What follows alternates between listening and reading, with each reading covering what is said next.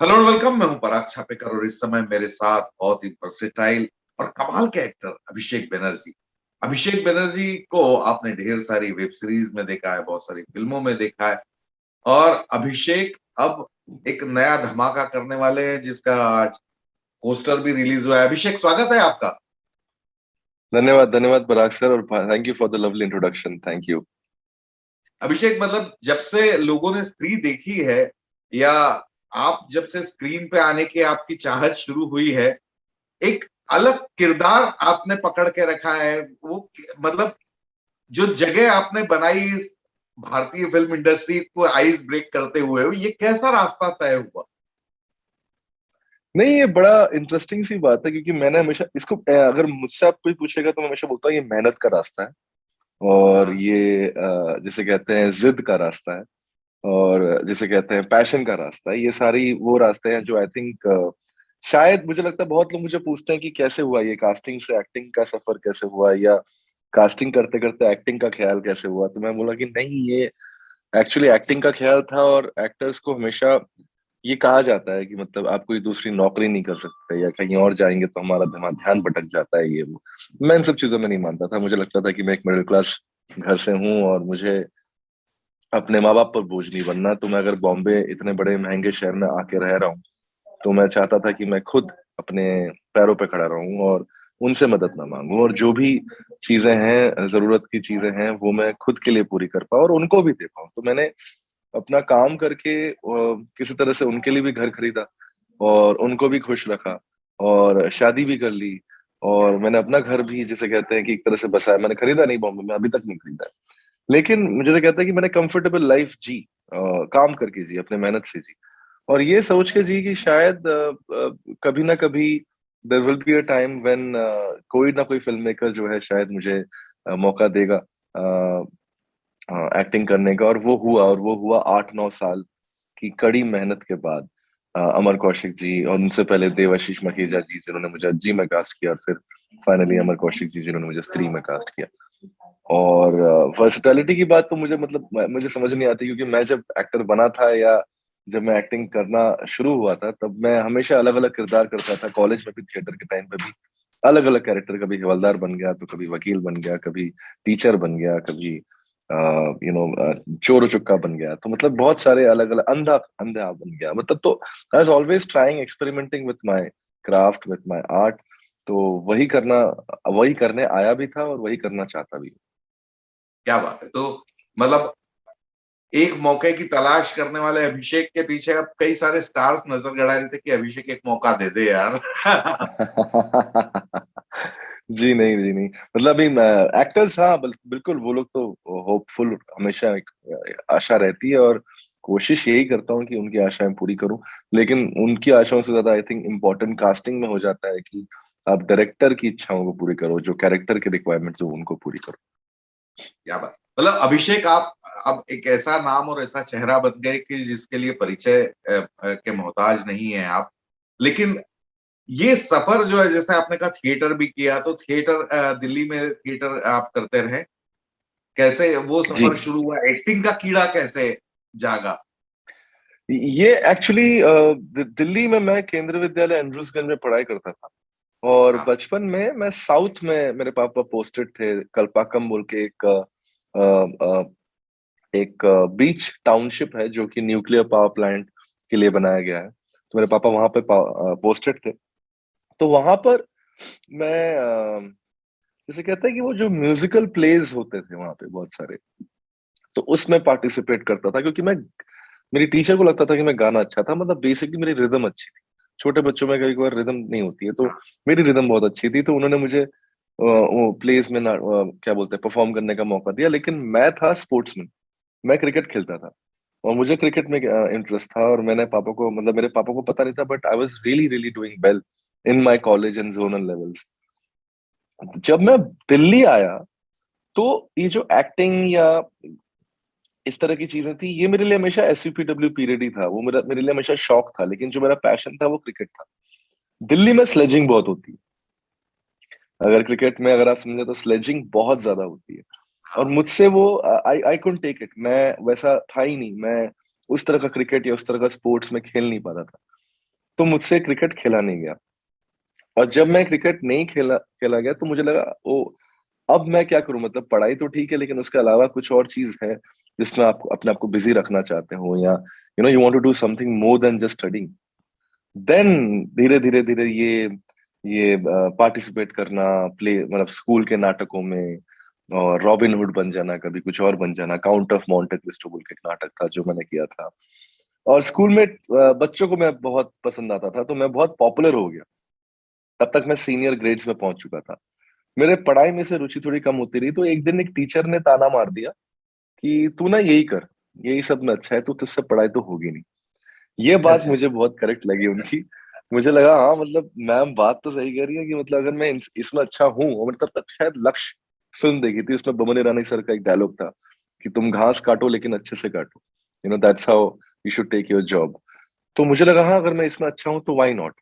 और फिर जिसे कहते हैं कि एक तरह का रिसर्च शुरू हुआ मैंने खुद से, जो मैं बहुत सारे एक्टर्स को बोलता हूँ कि एक्टिंग एक्टिंग करने के लिए या बनने के लिए सिर्फ इच्छा की नहीं, आपको I think you have to do something to reach there, कि आप अपने आप को एक अच्छा कलाकार कैसे बनाओ।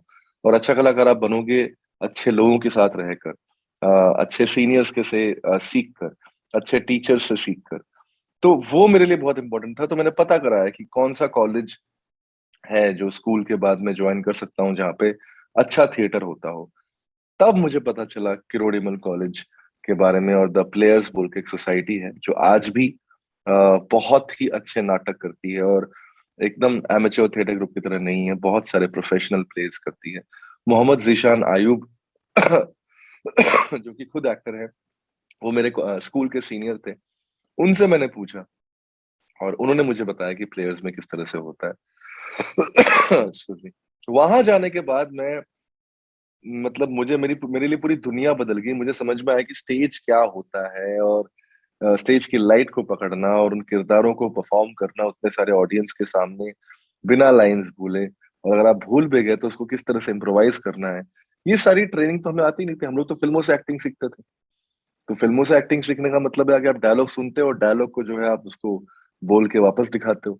लेकिन यहाँ पे आपको एक किरदार के डायलॉग्स बोलने पड़े, उसको समझने का बहुत, क्योंकि प्लेयर्स में बहुत इंपॉर्टेंट था कि आप लाइंस तो बोल रहे हैं लेकिन लाइंस क्या कहना चाह रही है वो बोलना ज्यादा इंपॉर्टेंट है देन जस्ट टू से द डायलॉग्स।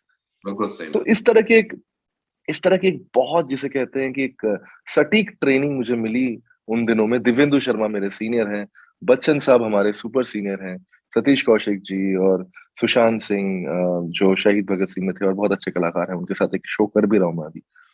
और ऐसे बहुत सारे, हिमांशु शर्मा जो आनंद राय साहब के लिए लिखते हैं। तो ऐसे इतने सारे लोग आसपास दिखे जो कि मेरे से सीनियर थे, अभी मेरे जूनियर्स भी हैं बहुत, जो बहुत अच्छा काम कर रहे हैं। तो एक बहुत अच्छा माहौल मुझे मिला, और उस माहौल को फिर मैंने, जिसे कहते हैं कि अपने आप में वो आत्मविश्वास लाया कि हाँ शायद मैं भी बॉम्बे जाके एक्टिंग कर सकता हूँ, और मैं आ गया। क्या बात है। चलिए, हम दोनों में एक कनेक्ट है कि हम दोनों दिल्ली थिएटर से हैं। मैं भी एक्टन में रहा हूँ लंबे समय तक। अच्छा, तो अच्छा, बिल्कुल बिल्कुल बिल्कुल बिल्कुल। तो तो आप जानते होंगे प्लेयर्स के बारे में सर, तो मतलब फिर। जी जी जी जी, जी। बहुत अच्छी तरह से।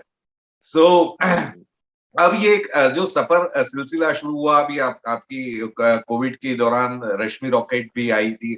अब उसका प्रीमियर होने जा रहा है। उसके बारे में क्या कहेंगे? मैं बहुत ज्यादा एक्साइटेड हूँ, क्योंकि एक्चुअली रश्मि रॉकेट मेरे लिए बहुत इंपॉर्टेंट फिल्म थी, क्योंकि ये जिसे कहते हैं कि जिस तरह के किरदार मैंने किए हैं, पहले कॉमेडी फिर डार्क और ये सब, तो लोगों को लगने लगा था कि अच्छा ये इन्हीं तरह के कैरेक्टर्स में फिट है। और जैसे कि मैं खुद भी कास्टिंग डायरेक्टर हूं, तो मैं बोलता हूँ कि मतलब लोगों को एक छवि छूट जाती है कि हाँ ये ऐसा कर सकता है। बहुत जरूरी है याद दिलाते रहना कि एक कलाकार अलग अलग चीजें करता रहता है, कर सकता बिल्कुल है। सही बात। तो आई थिंक वही इशित इस कैरेक्टर ने मुझे दिया। और मैं जैसे कहते हैं मुझे बड़ा अच्छा लगता है, मैं जैसे कहा कि मुझे लाइंस के बिटवीन द लाइंस की बातें बोलने में ज्यादा मजा आता है।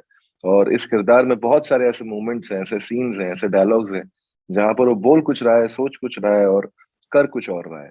तो ये जो एक यूनिकनेस थी इस तरह के परफॉर्मेंस की, ये मुझे एक्सपीरियंस करने को मिला। एक तरह का जैसे कहते हैं कि मैं इसको एक बहुत ही फ्रंट फुट वाली बात कहूंगा कि बहुत फ्रंट फुट पे आके खेला गया है ये परफॉर्मेंस। मैंने इसको रोका नहीं अपने आप को, मैंने जाने दिया जहां पर जा सकता है। ऊपर से बहुत इंपॉर्टेंट फिल्म है रश्मि रॉकेट, एक ऐसे सब्जेक्ट के बारे में जो शायद ही हम में से किसी को पता था जब हम फिल्म शुरू कर रहे थे। जब फिल्म के शूट के दौरान जा रहे थे, जब ऑडियंस ने देखा उनको भी समझ में आया कि अच्छा ऐसा कुछ होता है, सच में होता है। कंफ्यूजन था।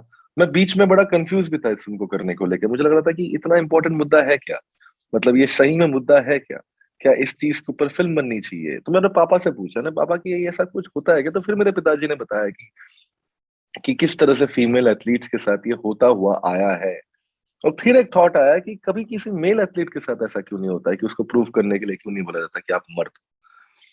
तो जब इतनी सारी चीजें जब एक एक स्क्रिप्ट में मिल जाए। नाकर्ष खुराना को मैं बहुत सालों से जानता हूँ, थेस्पो के टाइम से जानता हूँ। दिल्ली में मुलाकात हुई थी उनसे पहले थिएटर के दौरान। तो देन मुझे लगा कि यार ये कुछ इसमें कुछ खेलने को हो। मुझे पहले से ही पता था कि भले ही मैं सेकंड हाफ में आता हूँ, भले ही मैं फर्स्ट हाफ में नहीं हूँ, पर फिर भी मेरे पास बहुत कुछ है इस किरदार में करने के लिए। और थैंकफुली बहुत प्यार मिला, एंड होपफुली अब टीवी में और ज्यादा प्यार मिलेगा। टीवी की खास बात यही है क्योंकि टीवी हिंदुस्तान में हर आदमी देखता है। और वो गांव गांव कूचो कूचो में जो है वो बसा हुआ है टीवी टेलीविजन। तो इसलिए मतलब आई पिछले थिंक दिनों वो कोई एक। मुझसे सवाल कर रहा था इसी बात को लेके कि ओटीटी के आने के बाद टीवी का एग्जिस्टेंस खत्म हो गया है। मैंने कहा ऐसा नहीं, टीवी का अपना वजूद है और वो इतना रूटेड है कि उसको खत्म करना नामुमकिन है।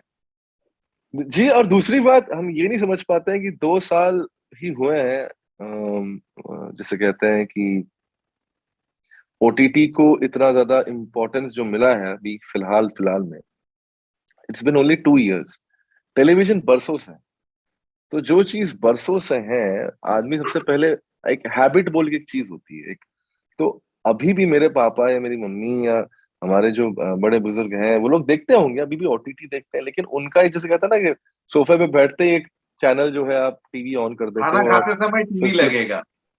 कुछ ना कुछ तो चल ही रहा है। बिल्कुल, खाना खाते समय टीवी लगेगा। तो ये जिसे कहते हैं कल्चरल चीज है, वो कभी जा नहीं सकती है। और टीवी पे जब कोई भी चीज आती है तो आई थिंक वो ज्यादा फिर बड़ी हिट होती है। बहुत बार ऐसा होता है कि फिल्में थिएटर में हिट नहीं होती है, लेकिन टीवी पे आके बहुत बड़ी हिट हो जाती है। रहना है तेरे दिल में एक बहुत बड़ा एग्जाम्पल है जो हमारे टाइम पे आई थी। बहुत बड़ी तो बड़ी फिल्में हैं इसलिए जो चली नहीं लेकिन टीवी पे बहुत चली। जी जी जी।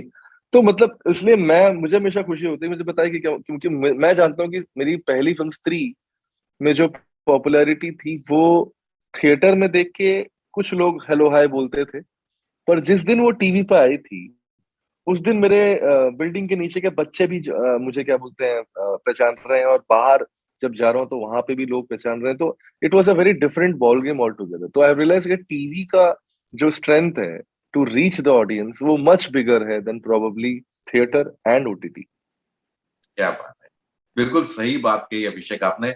तो अब ये तो अभी टीवी पर प्रीमियर हो जाएगा इसका। इसके बाद जी आज आपकी आने वाली फिल्म का फर्स्ट पोस्टर भी लॉन्च हुआ है, भेड़िए का बड़ा कमाल का लुक है।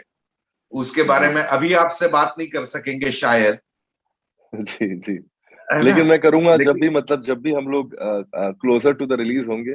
बहुत ही मेहनत से बनाई गई फिल्म है, और 1 साल है, बहुत लंबा टाइम वेट करना पड़ेगा। कोविड के चक्कर में बहुत बड़ी प्रॉब्लम हो गई कि हमें लंबा लंबा टाइम वेट करना पड़ता है। सर हम लोग वो जनरेशन वाले हैं कि हमने ने फिल्म शूट की 2 महीने 3 महीने में, और उसके बाद रिलीज हो गई 6 महीने में। तो ये हमारे साथ पहली बार हो रहा है कि कोई काम किया और उसको लिए 1.5 साल 2 साल वेट करना पड़े।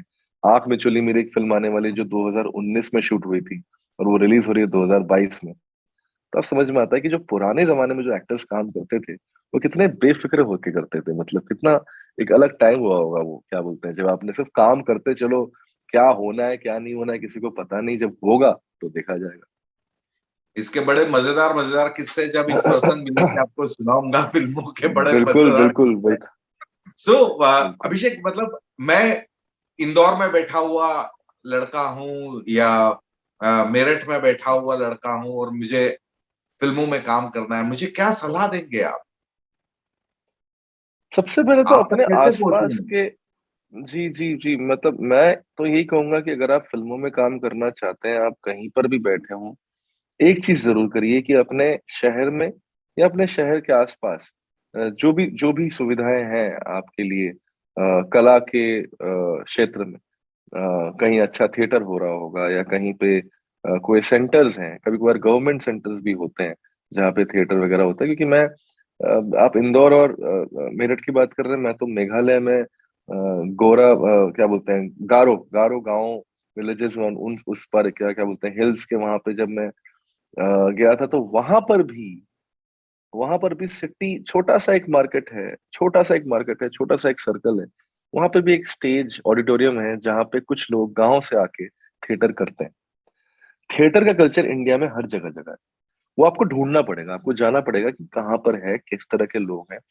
वो जरूर करें, क्योंकि वो करेंगे तो एटलीस्ट एक तरह की आपको समझ मिलेगी कि क्या आपसे हो पा रहा है, या क्या आप इस तरह के काम के लिए जिसे कहते हैं प्रिपेयर्ड है। क्योंकि बहुत मेहनत है, दिन रात एक करनी पड़ती है, परिवार वालों से गाली खानी पड़ती है, दोस्ती टूटनी पड़ती है, प्यार टूट जाता है, मतलब बहुत सारी ऐसी चीजें हैं जो शायद आप पर्सनल लाइफ में आपको नहीं मिल पाएंगे the minute you want to become an artist. क्योंकि ये बहुत जिसे कहते हैं डिफिकल्ट जर्नी होती है।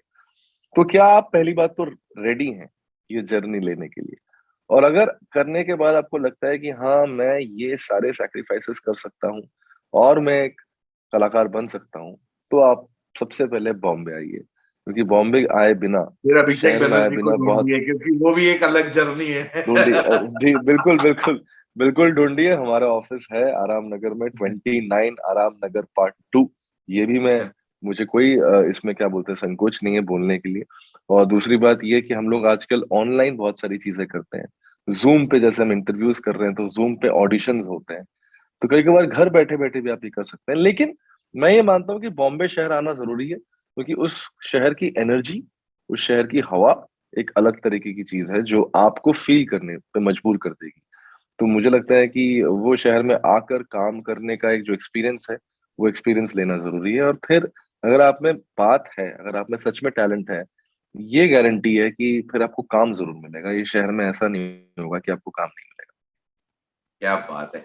चलिए अभिषेक, आपका बहुत-बहुत धन्यवाद, और मैं उम्मीद करता हूँ कि रेशमी रॉकेट जैसे और अलग-अलग तरह के किरदारों में हम आपको देख पाएँगे, और जी जी। अच्छे बेहतरीन-बेहतरीन रोल्स में देखते नज़र आएँगे, और बहुत अच्छे-अच्छे कलाकारों को सामने लाते हुए देख पाएँगे। बहुत-बहुत शुक्रिया आपका। God bless. बहुत बहुत शुक्रिया। Thank you sir. Thank you.